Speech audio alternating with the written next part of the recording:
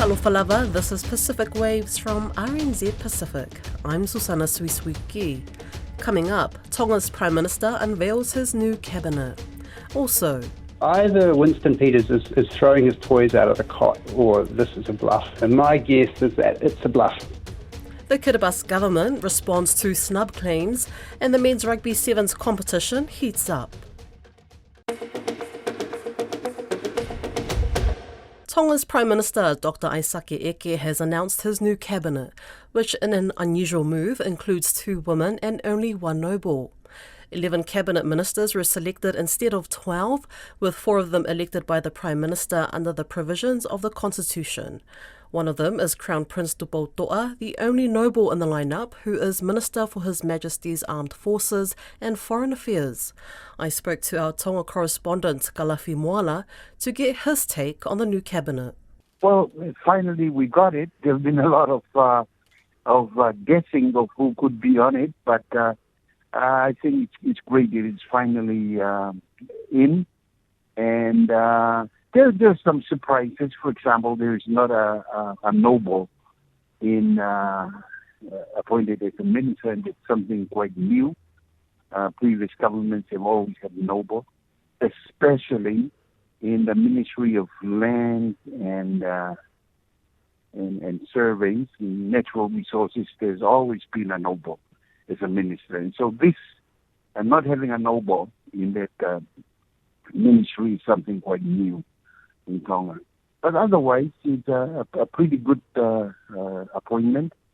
The other surprising thing, of course, is that the 4 of the members of the Patoa party movement, the pro-democracy movement, they've all been appointed as ministers, and they were, of course, quite supportive of ousting the former prime minister. And so, 2 women, pretty good, very highly qualified.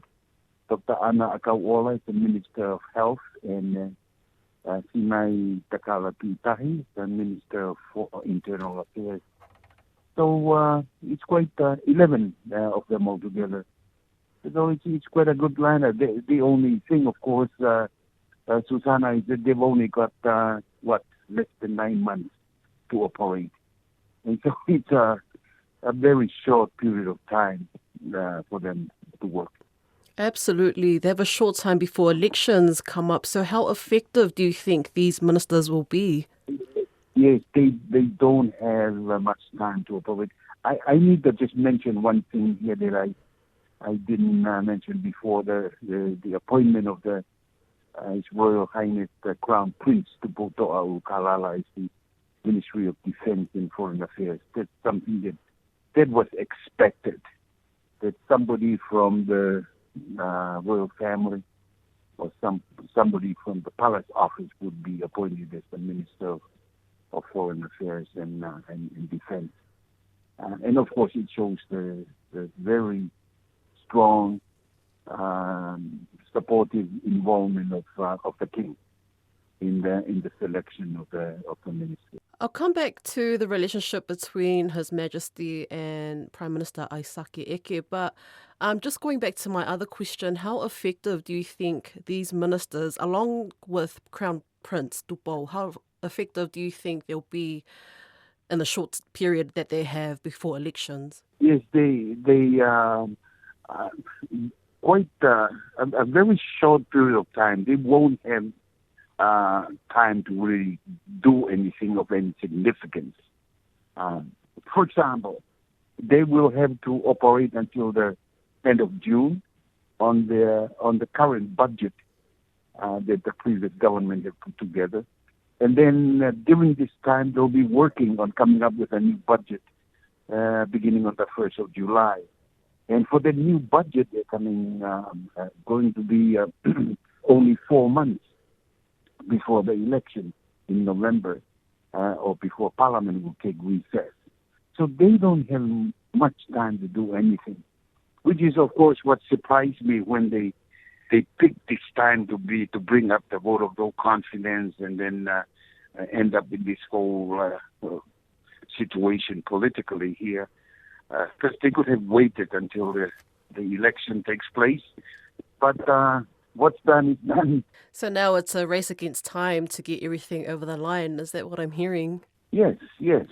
I mean, it says nothing about their ability, their competency. I think it could be a tremendous team that Dr. Ike has put together.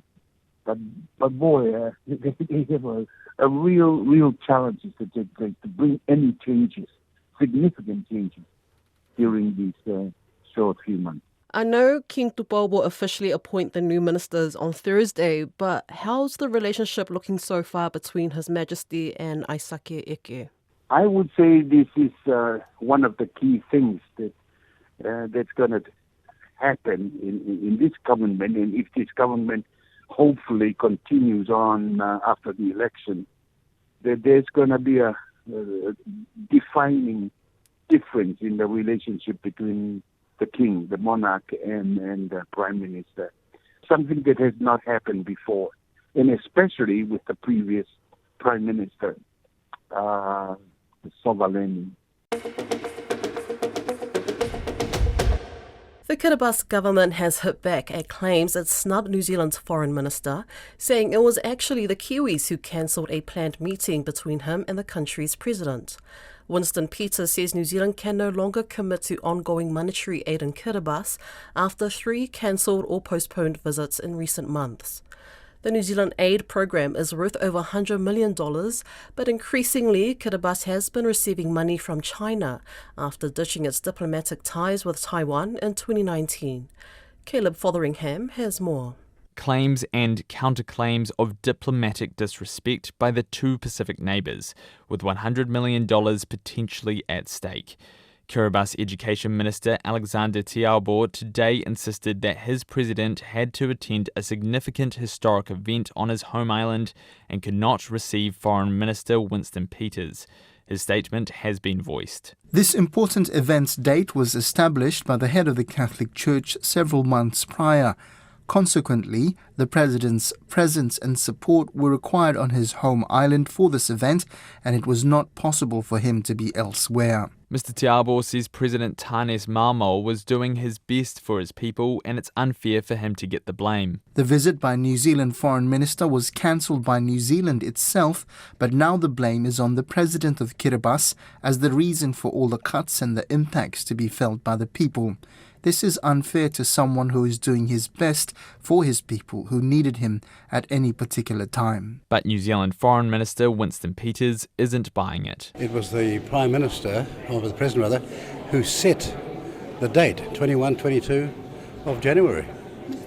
Now, if he set the date, then how can the pre-book statement be correct? Kiribati has an ever closer relationship with China, and the island nation ditched its diplomatic ties with Taiwan in 2019.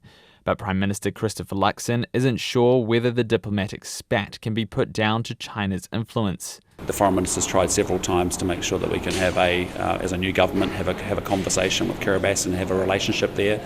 He's very keen to meet with them and help them and work with them in a very constructive way, but that hasn't happened. New Zealand's Defence Minister Judith Collins says Mr Peters is doing the right thing by reviewing its aid to Kiribati. I think we need to be very careful about where our aid goes, how it's being used, and I agree with him.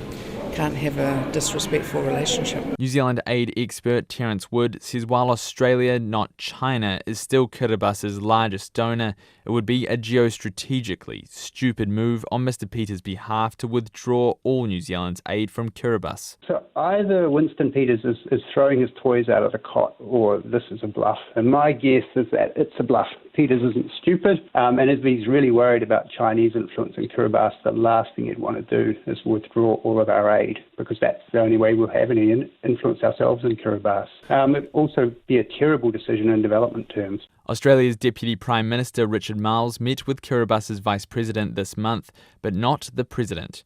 Yati Yati, a geopolitical expert from Victoria University, says the New Zealand government should have shown humility and met with the Vice President as well. New Zealand should have taken a leaf out of Richard Marles' book, which is something I don't often say, that we should follow the Australians. But I think Richard Marles did pretty good because New Zealand and Australia are after influence in the Pacific. And whether you meet with the president or the vice president on this particular issue, it would have done nothing but, in fact, bolster your influence in the region. He says the president has domestic obligations and the review of aid will send the wrong signal to the region. It sounds like they've just overreacted to a decision that was made by the Kiribati president based on internal domestic politics. And New Zealand not only overreacted, but seems like it's trying to play hardball with Kiribati. RNZ Pacific has made repeated calls to the Kiribati president's office. Fiji's Deputy Prime Minister Biman Prasad told an international conference last month in Bangkok that some of the most severely debt-stressed countries are the island states of the Pacific. Dr. Prasad, who's also a former professor of economics, said the harshest impacts of global economic re-engineering are being felt by the poorest communities across this region. He said the adaptation challenges arising from climate change are the steepest across the atoll states of the Pacific, Kiribati, Tuvalu and Marshall Islands. Don Wiseman spoke with Professor Prasad. Now, you want to see big changes in the way in which donor countries, the West effectively, provides aid to developing countries. You call this decolonising international development. What's the point you're trying to make? Well, essentially, Don, two very broad and important points in the first place. First is that the Sustainable Development Goals, and as you know previously, the Millennium Development Goals, and the climate finance gap right now is estimated to be about more than $1 trillion. And what we've seen since we have got into this whole financing mechanism, which includes climate finance, our mode and the way in which funding is available to very small, vulnerable countries, including those in the Pacific. The issue now is that we cannot continue with business as usual. And if we continue with the same international financial architecture, with the same ODA mechanisms, with the same concessional loan processes, and if we continue with the same complex processes to actually access any grant funding which is now available, then we cannot address the issue of this financing gap as well as climate finance, both for mitigation and adaptation that is badly needed by small vulnerable economies. The situation's getting a whole lot worse for these countries, for the developing countries. Absolutely. That is why we are saying that, first of all, we should have done some of the things that we're doing or thinking of doing in the future yesterday. We don't have time on our hand. Plus, the delay in accessing financing, particularly climate resilience infrastructure and for adaptation, then the situation for these countries is going to get worse and worse. And many of them would be moving closer to what we call existential threat that these countries, some of the smaller ones that are facing today. You're suggesting that many, many millions more needs to come in terms of aid, and a lot more of it needs to go into government budgets. Yeah, I think that's a very important point that I was making, and I was making that point, Dawn, on the basis of a little bit of experience that we have. And here I want to commend the governments of Australia and New Zealand, particularly Australia, that has now moved decisively to providing additional funding through what they call direct budget support. And what we have found, at least what I have found as finance minister in the last 2 years, with the support that Australia and New Zealand have provided to us through direct budget support, it allows us not only the flexibility, but also it allows us to access funding and built in our budget, built in our national development plan strategy, and built in with our own locally designed, locally led strategies for not only addressing adaptation issues with respect to the impact of climate change, but also to refine our own policies. So if I can give you some examples of what we've done as part of the Australian budget support, we have internally, as part of our budget process, linked it to our own policy reform agenda. And the results that we have produced in the last 2 years has been very good, and it is impactful, it is effective. I can imagine a lot of donor nations are going to think, how can we ensure that this money, or what sureties do we have that this money that goes directly into the budget is going to be spent wisely? We know, for instance, there are some highly odd practices that go on in some Pacific countries in terms of slush funds for MPs and this sort of thing. And they wouldn't want to see their donor money going into those sorts of funds, would they? Absolutely valid point, Don. And as I said, when obviously countries which are going to access this sort of approach in terms of funding will have to make sure that the internal processes, for example, the budget processes, the audit processes, the financial management laws, these are all sound. And I can give you an example of what we have in Fiji and how we've gone even further through budget support to strengthen those governance mechanisms, in economic governance mechanisms in terms of our policies. So I take that point. I mean, if we as small island economies or other countries around the world, if we are propagating what I am saying, then we've got to also ensure that our institutions, our processes, our accountability reflects that, in terms of our own work. All right. So when you talk about decolonising aid development, you're saying you've got to let the countries themselves, the developing nations, let them take charge. Yeah, absolutely. Because what we find, those of us who have followed the aid effectiveness, ODA effectiveness, there's always this idea that developing countries or small Pacific Island countries do not necessarily have the capacity. And we've been talking about building capacity for the last 3 or 4 decades. I think the issue is not so much how we have perhaps failed in certain respects to build that capacity, but I think the point that I was trying to make, that the business as usual ODA, based on donor priorities, both based on the concerns of citizens in the donor countries with respect to climate change, with respect to gender issues. This is all fine, but designing and implementing some of those programs, those effective policies will not be impactful if the countries themselves do not take ownership, are not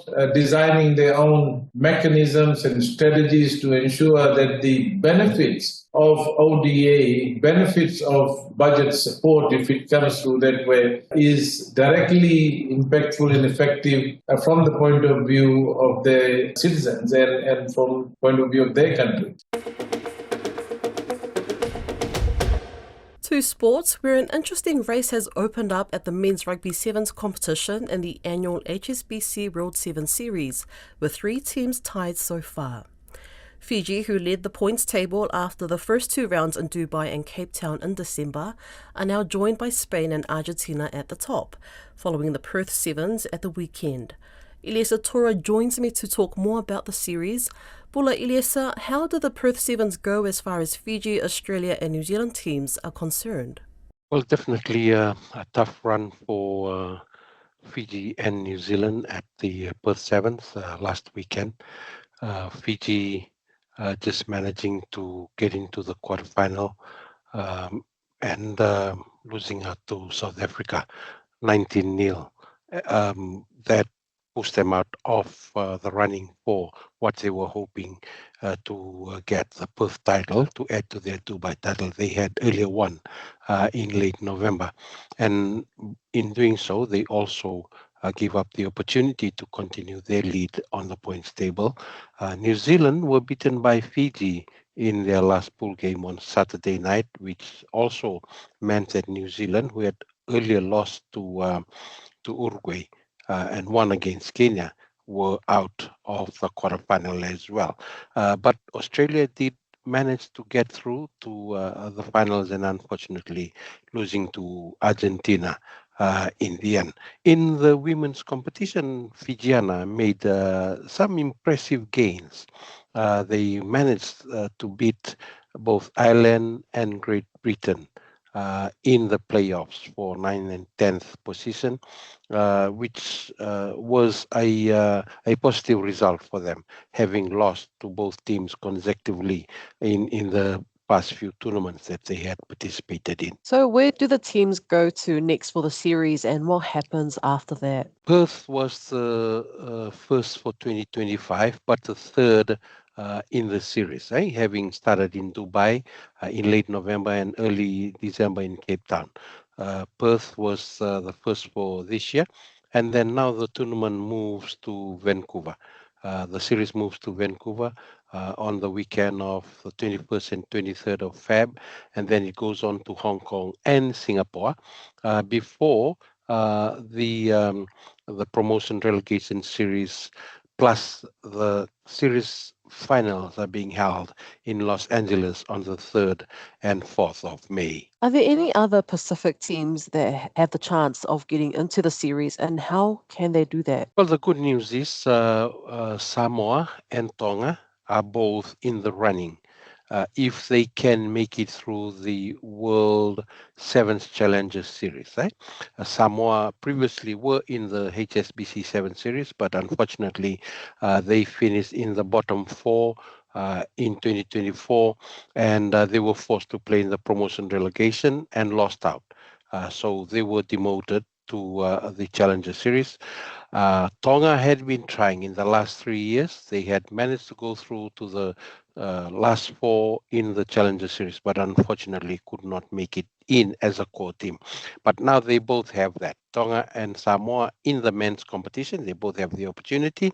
That will start in March when the first Challenger Series kicks off in Cape Town on the first weekend of March, followed by the second weekend.